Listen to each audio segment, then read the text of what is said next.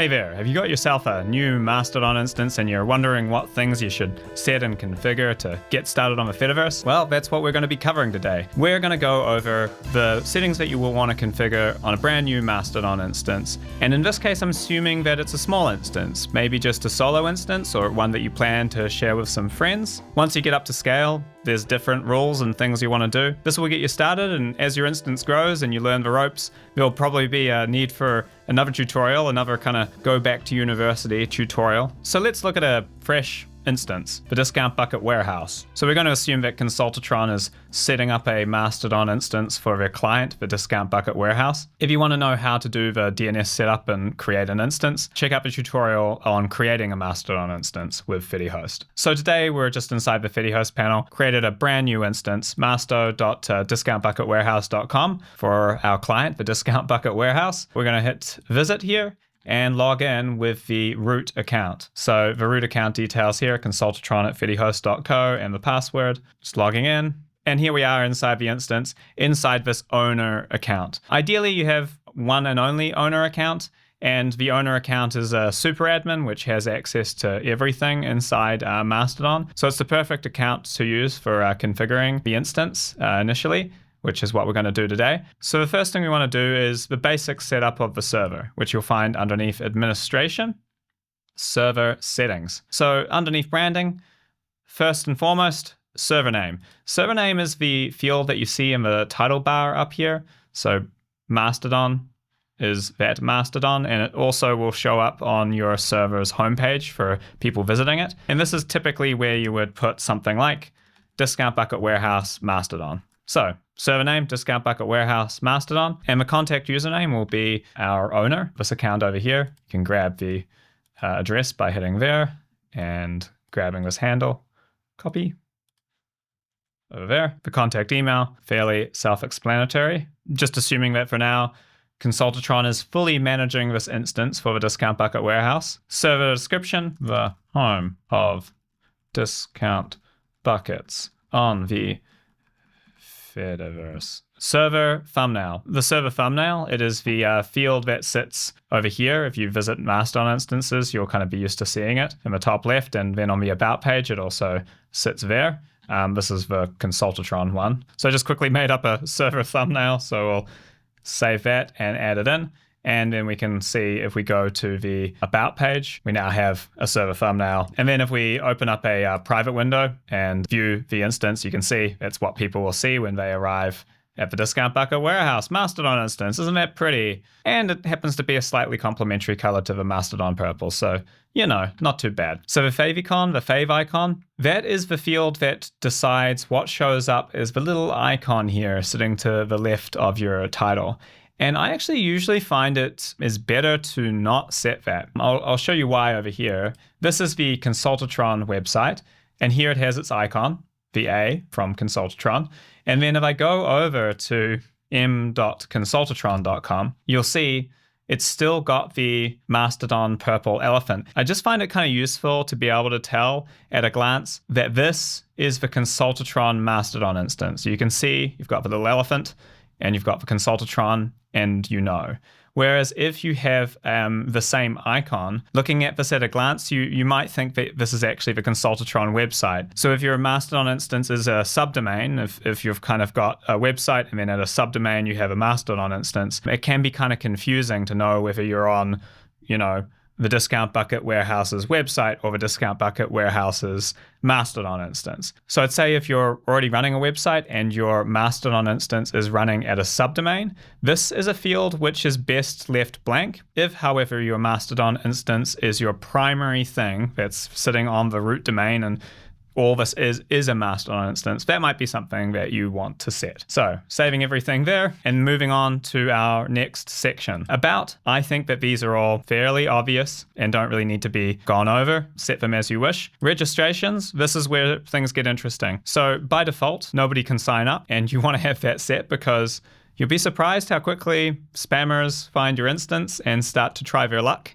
to get into it if you leave them open. I would never, on a small instance, allow anyone to sign up. If you click this and allow people to sign up, then random spammers can access your instance and start to spam the Fediverse and will get your instance blocked. So never really want to do that. And I'd say initially, you want to use nobody can sign up, even if you do plan to add some friends and family, because the better way to intentionally add people is to use this invite feature. So keep that on nobody can sign up and just say like, sorry, this server is for friends and family. So in the case of Discount Bucket Warehouse, this is a server for the staff of the Discount Bucket Warehouse. And we'll hit save. And the way to add people is to use the invite people feature. If you click there, you can generate an invite link here and send it out to the people that you really do actually want to add to your server. But before we do that, let's make it a little bit easier for the new people that we might invite by jumping over to administration and right down the bottom, relays. So relays are something that kind of frequently cover and talk about. They are a thing you want to be a little bit careful when you're using. What a relay does is it fills your server with content that is from the Fediverse. So I can demonstrate this by jumping over to, the main feed. And then if we click on notifications, if we click on explore, if we click on live feed, there's nothing there. And it's because our server isn't federated to anything at all. So if I search for buckets, there's nothing. There's no profiles, there's no hashtags, there's no posts. So what a relay does is it fills your local cache on your server with content from the rest of the Fediverse so that it behaves more like a regular, larger Mastodon instance. So like if I go to mastodon.social, which is a large instance, you can see there's just stuff on it. And there's stuff on it that isn't actually even from this server. If I search for buckets, we can see there's Flipboard stuff and InfoSec and all this sort of stuff. There's hashtag buckets, which for some reason people have used. Wow. So a good way to get more content into our server so that our users aren't given a completely blank slate is to use relays. However, you want to be really, really careful with them. I would not sign up for a general relay. Instead, I would use a hashtag specific relay like fedi.buzz. So if we jump over to relay.fedi.buzz, you can create a custom relay which will grab a tag that is specifically interesting to you. So in the case of Discount Bucket Warehouse, it's based in Yellowknife in the Northwest Territories. And so the tag Yellowknife is very specific. There's not going to be millions of posts on this small town in Canada. So that would be a good example of the sort of thing we might put in to a relay. So add Yellowknife as a tag, and let's add buckets. And let's add one particular interest of the staff at the Discount Bucket Warehouse. They like trucks, so let's add that in as well. Curious to see if by the end of this tutorial these will have generated any content for our Mastodon instance, but we'll see. Maybe trucks. Maybe trucks are popular on the Fediverse. Guess we'll find out soon enough. What I wouldn't recommend doing is adding anything too broad. So if you add news or USA or politics or something like that, you're going to find your instance quickly using up all of its storage. So if all of your users are geographically in British Columbia, you might use the tag BC, and you'd get all the British Columbian content because the users of that server are probably going to be following a lot of those accounts that are generating that content anyway. But you don't want to go too broad, otherwise you're going to end up using all your storage space up, and your Mastodon instance will cost a lot more than it needs to cost. There is no substitute for just following hashtags and accounts and being proactive as a user of Mastodon. So once you've set up a relay, another related setting that you want to look into is under admin, server settings, content retention. So content retention is a bit case by case. It depends on if the instance is just for you, if there's a lot of other users on it.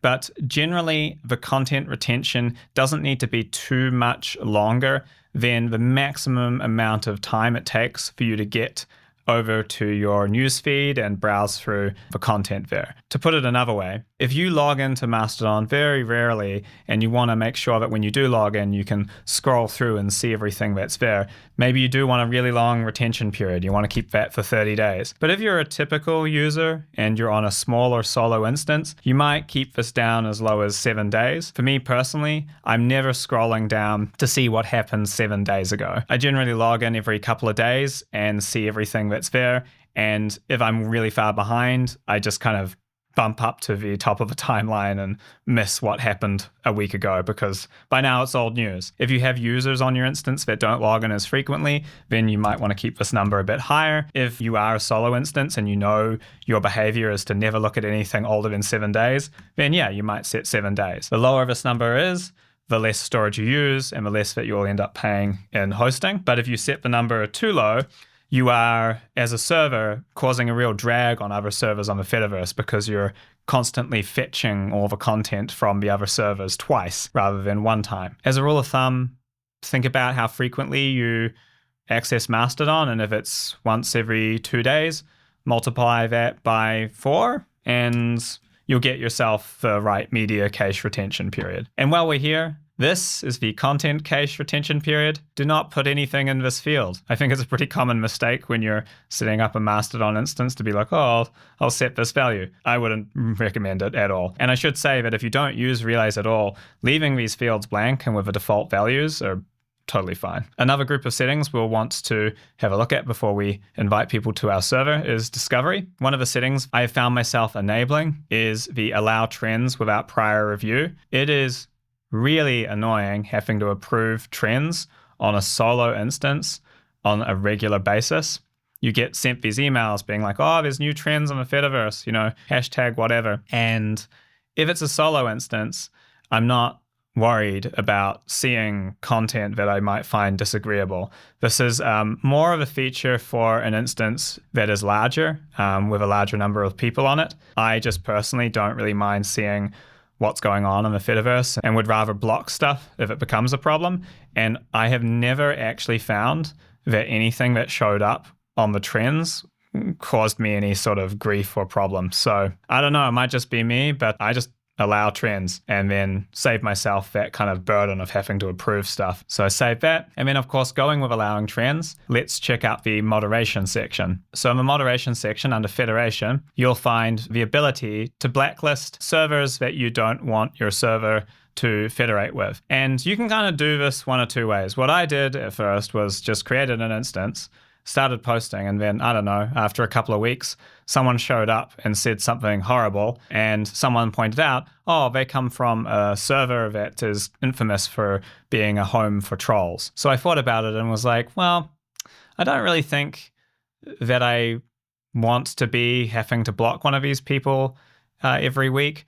I think I'd rather just kind of block the server that has the trolls on it, then spend time blocking them all individually. So if you're in that camp and you would just rather kind of not see the worst of the worst, the way to do that is with a block list. So I found this site, Oliphant, which has this kind of list of block lists that are different combinations of blocks. Some of them are more hardcore than others. Garden Fence is probably the most famous block list. If you click over here, you can see these are the things that it has on it. So you can generally tell how hardcore a block list is by looking at the number of domains on it. So this is the unified tier 0 block list, and you can see it's got 400 different keys in it. The Garden Fence block list here, it's got 150. I'd say generally the best approach is to take a kind of lighter block list, see how it goes, and if something slips through, have a look and see what server that account is on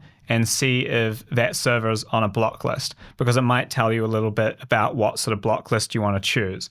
So I'm going to start off with a Garden Fence block list here, hit download, and then over in my instance, you hit import, choose the file, hit upload, click import, and then that's it. These are all automatically blocked inside your instance. So then you can play it by ear, see if anything slips through, and see if it needs to be elevated. But I found, just the basic block lists seem to work pretty well for me. I haven't noticed any kind of negative consequences, but then I guess I would say that because I'm on the other side of a block list. Maybe there's someone on a shitposting account who's like, ooh, I want to add some valuable conversation to this instance, and they're not getting to participate. But, I guess if you're encountering that, you could always just move servers. There are some tools that I've heard coming in, like FediCheck, I think is one, which will hopefully make this process a bit better and let instance moderators share between them what accounts are causing problems. But for now, A basic block list is probably a good policy for a brand new server. Don't go too hardcore. Just go with one of the lighter block lists like the garden fence and then take it from there. So now you have yourself an instance that has a basic block list, some basic tags hydrating it, and you can go and create some accounts. So jumping over to administration, invite people, I'd say the first account you want to create is actually an account for yourself. Generate yourself an invite link and copy it. And the reason that you want to generate an account for yourself is this account that we're using right now is the owner account. It's the super admin account. And ideally, you're not using it for your daily use of Mastodon. So copy the link, open a new private tab, create an account. So we'll go for Biff, the client, the owner of the Discount Bucket Warehouse, clicking the confirmation link. So there we have our Biff profile. But you'll see if I go into preferences on the Biff profile, we don't have any settings here for managing the instance. And Biff is, in this case, the client, and we want to make sure that Biff can basically do all the things that Consultatron, the owner of this Mastodon instance, can. So over inside the Consultatron account, if we click on administration, new users, we can see Biff there. Click on Biff and change his role to admin, and then hit Save Changes. Over in administration roles, you can see here owner with one user and admin with one user. So you could at this point hit admin and remove some things that are just not going to be necessary for your kind of regular user to use. So if you're a company like Consultatron, you're like a communications consulting company, you might kind of go in here and be like, okay, well, we want to make sure that our user doesn't hurt themselves, so maybe they can manage users, but they don't need to say manage the blocks or manage invites. We don't want them being able to do that. Typically, the account that's the admin is me. I have an owner account, which I don't really use, and then I have the admin account, which is what I use every single day. And in that case, I enable everything. I just make sure the admin account is just a clone, basically, of the owner account. But it's a good idea to do this no matter what, because it sets you up and future-proofs you so that if in future you end up having other users and you want to make some people moderators and some people kind of DevOps admins and with different sorts of roles on your server, it's good to kind of set up that structure of having the one owner account at the very top of the pyramid with all the super user permissions, and then other kind of roles below them with specific permissions for the job that person needs to do. There's a lot of reasons for this. It's just a smarter thing security-wise to not give people access to buttons that they could push and cause a lot of damage. You also want to make sure that if anyone ever gets hacked, that the hackers can do the smallest amount of damage, possible. If you have 100 accounts and all of them have full admin permissions, you're asking for trouble. So Biff is now signed up, and that pretty much covers the basics of setting up your Mastodon instance. There's lots of other settings which you can go through and configure, but those were the ones that stood out to me as must-dos when you're setting yourself up with a new Mastodon instance. Let me know below if there's any other settings that you think are confusing or you'd like to know more about. Maybe we can do a future tutorial on just how to administer an instance or how to run a larger instance, both of which are kind of different beasts. But yeah, hopefully for now that was helpful. See you out there on the Fediverse.